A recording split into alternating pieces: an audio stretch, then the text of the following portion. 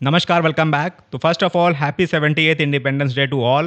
आप सभी भारतवासियों को 78वें स्वतंत्रता दिवस की हार्दिक शुभकामनाएं। तो आज 15 अगस्त ना केवल भारत के लिए बल्कि खास है पूरे मिडिल ईस्ट के लिए, क्योंकि आज एक आखिरी कोशिश की जा रही है कतर की राजधानी दोहा में कि इस पूरे रीजन को एक बड़ी वॉर से बचाया जाए। आज इजराइल और हमास के बीच पीस डील की बैठक शुरू हुई है। यूं तो सीज फायर कराने की कोशिशें काफ़ी लंबे समय से चल रही हैं, जिसमें मीडिएटर का रोल निभा रहे हैं यूएन, यूएस, इजिप्ट और कतर।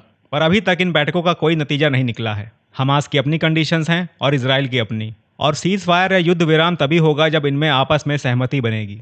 आज इस वीडियो में हम जानने की कोशिश करेंगे कि आखिर पेंच कहाँ फंसा है। देखिए, जब से ये वॉर शुरू हुआ है तब से वॉर और बातचीत दोनों एक साथ चल रही हैं। तमाम बार बैठकें हुई हैं पर कोई खास निष्कर्ष नहीं निकला है। पर 30 मई को यूएन और यूएस ने मिलकर एक डील प्रपोज की थी, जिसपे पहली बार सहमति बनते हुए दिखी। चलिए जानते हैं उस डील में क्या पॉइंट्स प्रपोज थे। देखिए, वो डील जो प्रपोज हुई थी उसमें 3 फेजेस थे। सबसे पहले फेज 1 में 6 वीक्स के लिए एक full and complete cease fire होगा। इजरायली फोर्सेस गाजा के सभी पॉपुलेटेड एरिया से बाहर जाएंगी, जिसके बाद में हमास कुछ इजरायली बंधकों को छोड़ेगा, जिसमें महिलाएं, बुजुर्ग, बीमार और घायल लोग शामिल होंगे। और उधर से इजराइल भी अपने यहाँ से पैलेस्टीनियन बंधकों को छोड़ेगा। फिर सेकंड फेज में हमास सभी बचे हुए जीवित बंधकों को छोड़ेगा और वॉर पूरी तरह से बंद कर दिया जाएगा। तमाम मीडिया हाउसेस के अकॉर्डिंग हमास की कैद में इस वक्त 111 इजरायली हॉस्टेजेस हैं, जिनमें से लगभग 40 लोग मर चुके हैं।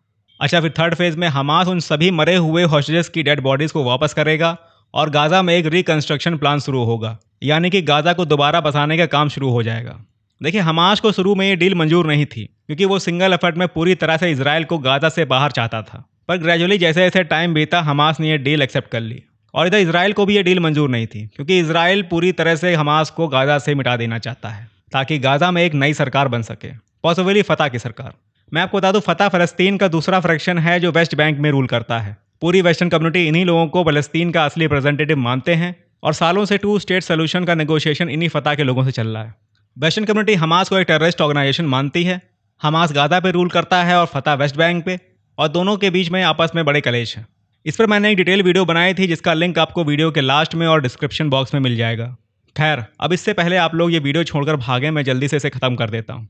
तो हुआ ये कि 30 मई को ये 3 फेज डील प्रपोज हुई थी। तब से अब तक इजराइल ने इसमें एक नई कंडीशन जोड़ दी है। 27 जुलाई को नेतन्याहू ने यूएन को एक लेटर सबमिट किया था, जिसमें इन्होंने ये कहा था कि इजराइल फिलाडेल्फी कॉरिडोर को पूरी तरह से अपने कंट्रोल में रखेगा, यानी कि इजिप्ट से लगा हुआ गाजा का पूरा बॉर्डर। सीधे शब्दों में समझें तो इजराइल गाजा में एंट्री और एग्जिट पे पूरा कंट्रोल चाहता है। इसके अलावा इजराइल ने एक और कंडीशन रखी थी कि नटजारिम कॉरिडोर, जो गाजा को 20 से 2 हिस्सों में अलग करता है और इजराइल के कंट्रोल में है, इजराइल वहां से नॉर्थ की तरफ सिर्फ उन्हीं लोगों को लौटने देगा जिनके पास हथियार नहीं होंगे। खैर, ये कंडीशन तो मैंने नहीं रखती है, जितना मायने रखती है फिलाडेल्फी कॉरिडोर पे पूरा कंट्रोल। तो कुल मिलाकर बात यह है कि गाजा में हमास इजराइल को नहीं चाहता और इजराइल हमास को, पर गाजा में रहना दोनों ही चाहते हैं। अब ये पेंच खुलेगा या नहीं, ये आप लोग अपना अपना डिसाइड कर लो। फिलहाल आई होप ये पेंच खुल जाए, क्योंकि अगर नहीं खुला तो ईरान के ऊपर इजराइल पे अटैक करने का प्रेशर आ जाएगा, और फिर ऐसे में ईरान फेस सेविंग करने के लिए इजराइल पे अटैक करेगा, जिसका अंजाम, खैर जो भी अपडेट्स होंगे मैं आपको बताता रहूँगा। तो फिलहाल के लिए इतना ही। आई होप दुनिया में सबको इंडिपेंडेंस मिले, because humanity deserves to grow free of all shackles. जय हिंद।